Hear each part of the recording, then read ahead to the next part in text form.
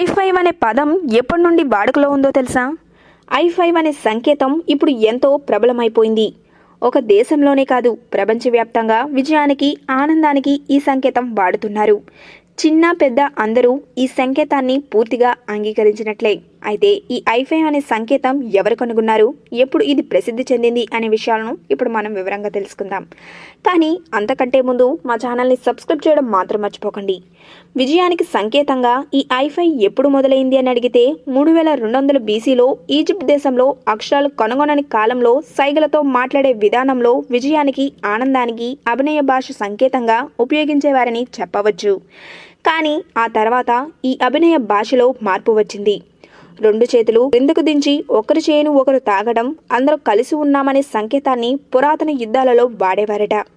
అయితే అక్టోబర్ 2, 1977లో అమెరికాలో ప్రసిద్ధి చెందిన బేస్బాల్ వీరుడు గ్లెన్ బుర్కే ఒక ముఖ్యమైన బేస్బాల్ ఆటలో విజయం సాధించినప్పుడు తన చేతులు ఎత్తి తన తోటి ఆటగానితో హై-5 చెప్పాడు. అప్పటి నుండి ఇది విజయాలలో, ఆనందాలలో ఒక అతిపెద్ద సంకేతంగా మారింది. ఇప్పుడు ప్రతి దేశంలోనూ ప్రతి విజయ, ఆనంద తరుణాలలో వాడబడుతుంది. i5 అనే పదం ఎప్పటి నుండి వాడుకలోకి వచ్చిందో తెలుసుకున్నారు కదా.